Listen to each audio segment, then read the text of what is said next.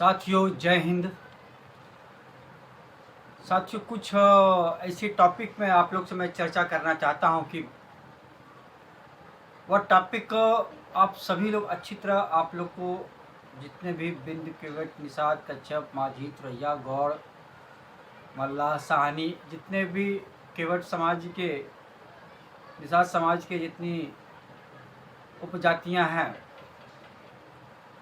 यह सभी लोग जानते हैं कि क्या मुद्दा है। साथियों मुद्दा देखा जाए तो बिहार से लेके उत्तर प्रदेश तक फिलहाल 2 दशक 20 सालों से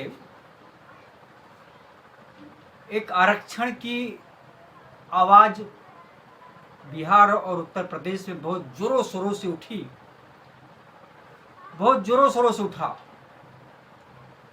लेकिन ऐसी वर्तमान समय में 2023 का समय चल रहा है और आरक्षण के नाम पे कुछ समाज के बंधु लोग सरकार में पहुंच गए, कुछ लोग सरकार से बाहर हो गए, कुछ लोग अभी सरकार में हैं। तो क्या आज के वर्तमान 2023-2024 का चुनाव लोकसभा साथियों आ रहा है और साथ साथ में बहुत सी समाज की राजनीतिक पार्टियां और बहुत से सामाजिक संगठन धड़ल्ले से मतलब बन रहे हैं।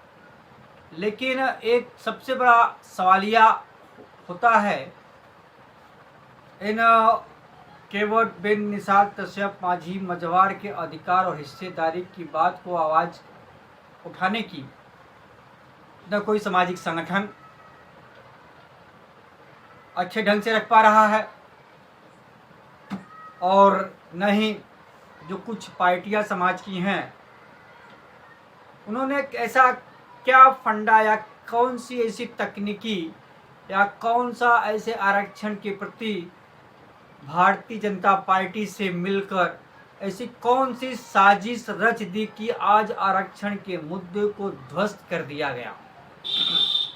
आज आरक्षण की लड़ाई तमाम समाज के संगठन के लोगों ने इससे पहले लड़ी, कुछ छोटी और भी समाज की पार्टी थी वो भी आवाज़ बुलंद कर रही थी। लेकिन एक दौर ऐसा आया 17 के बाद 2-4 सालों में आरक्षण के सौदा करके आरक्षण के बात को उठाकर आरक्षण के नाम पे आरक्षण के भीड़ को जमा करके आरक्षण के नाम पे फंड इकट्ठा करके सरकार में तो पहुंचे, लेकिन पहुंचने के बाद फिर सरकार में आरक्षण की बात को उठाया क्यों नहीं जा रहा है।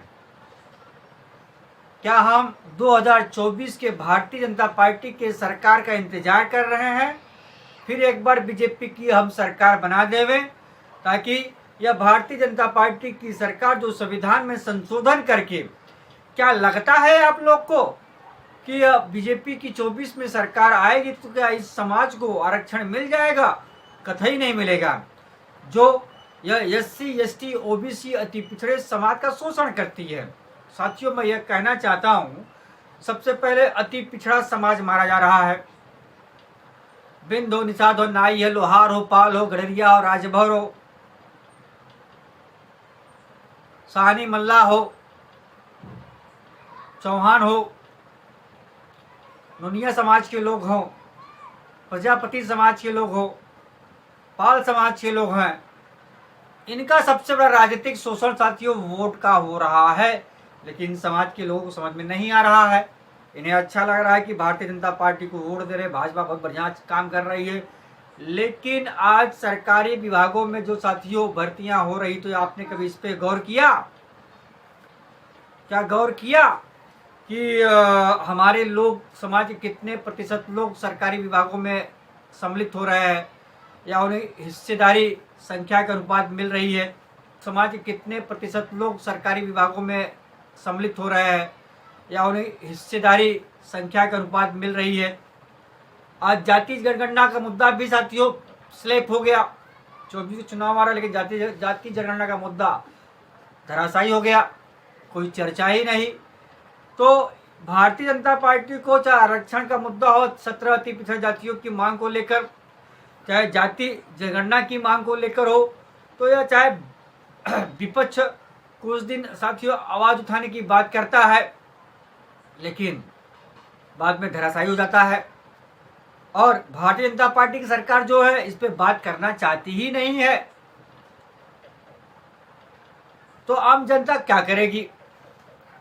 आज साथियों महंगाई चरम सीमा पर, बेरोजगारी चरम सीमा पर, तमाम ऐसे मुद्दे हैं जो सरकार उस पर बात नहीं करना चाहती। अच्छी शिक्षा पे बात नहीं करना चाहती, स्वास्थ्य पे बात नहीं करना चाहती। आज अति पिछड़ा समाज अपने हक अधिकार आरक्षण की बात कर रहा है। आज बीजेपी की सरकार में उत्तर प्रदेश में जो भी भर्तियां निकल रही है वो कोर्ट में चला जा रहा है। बेचारे युवा लोग 1-1 साल तक कोर्ट के चक्कर में उनकी भर्तियां लटक जा रही है। आखिर में ऐसा क्यों? तो कहीं ना कहीं यह भारतीय जनता पार्टी की मिलीजुली साथियों सरकार, इनकी आपस में अंडरस्टैंडिंग होती है, कैसे डील करना है, कैसे अति पिछड़े समाज को, शोषित समाज को, कमेरावादी को बेवकूफ़ बना के रखना है। आज जो कमेरावादी और शोषित अति पिछड़े की लड़ाई लड़ने वाले कुछ पार्टी समाज की या अति पिछड़े समाज की जो सरकार में इस समय वर्तमान में है, आज उन्हें कमेरावादी की बात समझ में नहीं आ रही है, शोषित अति पिछड़े की बात समझ में नहीं आ रही है। सब लोग खुशहाल हैं, सब खुश हैं। उनके समाज की पार्टी सरकार में पहुंच गई तो समाज खुश हो गया, माला माल हो गया। निषाद समाज की पार्टी सरकार में तो सारे निषाद समाज को रोजगार मिल गया, सब निषाद भाई खुश है एकदम। पटेल समाज एकदम खुश है, उनके समाज के मुंह से एकदम रसमलाई टपक रही है। अच्छी बात है, खुश होना चाहिए।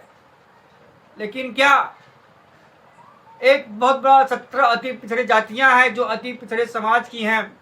न समाजवादी पार्टी हो, न सपा हो, न बसपा हो, न कांग्रेस हो, कोई भी दल इस 17 अति पिछड़े समाज को उनके हक अधिकार की हिस्सेदारी की बात, उनके संख्या के अनुपात उन्हें हिस्सेदारी नहीं मिलती।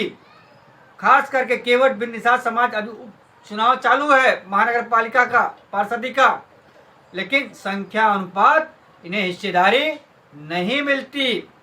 तो कहीं न कहीं इस समाज का बराबर शोषण होता रहा है राजनीतिक पार्टी। लेकिन इससे ज़्यादा शोषण साथियों जो कुछ समाज की कहना नहीं चाहिए लेकिन कहना पड़ता है, जो कहते थे कि हम अम्बेडकरवादी है, फुलेवादी है और माँ फूलन देवी जी को हम मानते हैं, उनके सिद्धांतों पे चलते हैं, लेकिन आज उन सही सिद्धांतों को दरकिनारे रख के आज वो परिवारवाद में, समाज को दरकिनारे रख के परिवारवाद में साथियों मस्त है।